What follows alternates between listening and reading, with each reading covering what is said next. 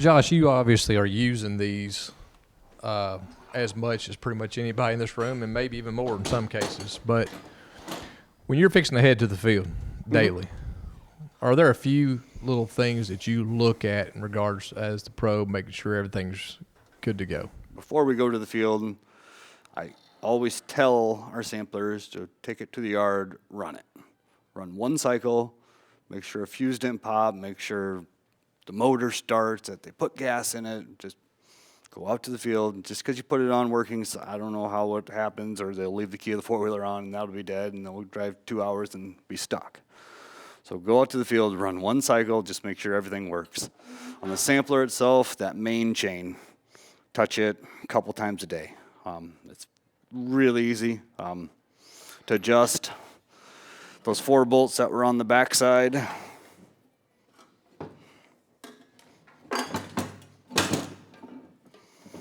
the 4 bolts that went here, you loosen them all 4 up. I use a channel lock, squeeze the middle 2, tighten the outside 2, and then tighten the middle 2. Have your head all the way up when you do that. Generally, if it's new, you might have to tighten this thing twice a day. It's going to stretch, there's no doubt. After that, you can go a week without tightening it, but it's just an easy concept. Just touch it, make sure it's tight, because that's just an easy thing that can turn into a sprocket rolling off the bearing and screwing your day up. As far as electronics on this older machine, some of you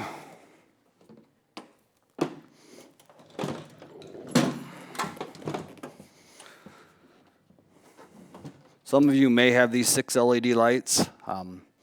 1 is your brake light, 2 is your start switch, 3, 4, 5, and 6 are sensors. It's just these sensors are really dim. This gives you a way to know if they're working without having to get under a shade tree and try to activate them. These can be added to any machine. Just need a drill bit, and I think it's like a 50-cent light. So it's very easy. Helps me diagnose electric problems too. There's also, on some of them, there's a 1, 2, 3 switch, changes the rotation. 1's normal rotation, it rotates, hits the bottom, comes straight back up. 2 is going to sit down there, makes an extra rotation, so if you get lifted up, it'll bring you back down. 3 is going to shut the rotation off altogether. We don't use it. I've heard beach sand, as a probe rotates a little bit on the way up. If you got beach sand, it's going to throw it out the probe, so that works well.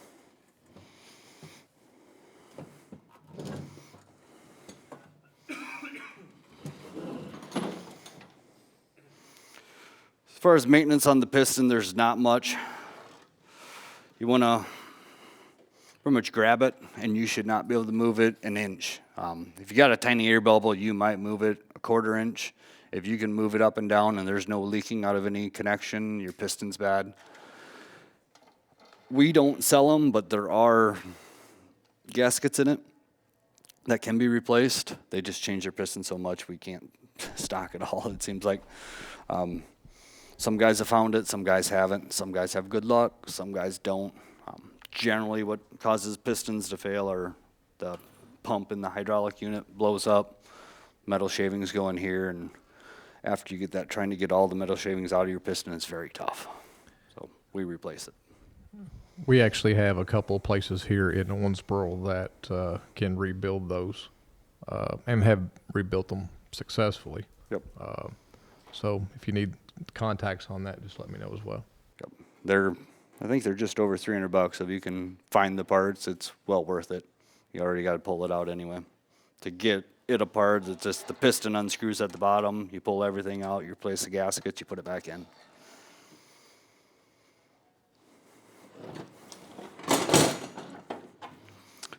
We talked about it earlier, but this bucket bearing.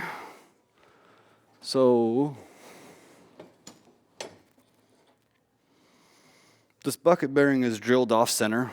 I don't have one, but every Wintex comes with a flat wrench. It's about 6 inches long. You probably don't know what it did unless you read the instructions.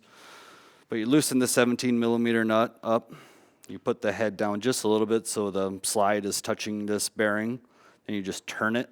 and that's going to open the bucket faster or slower. If you want it to open as wide as it can get, but once this bolt starts hitting the yellow tower, it's too wide, and you're going to start bending either the black mount or the cup, or just put premature wear on your wear pads because you got so much pressure against it. So you just guess and test until you get it so where this bolt isn't hitting the yellow tower, but the cup is open.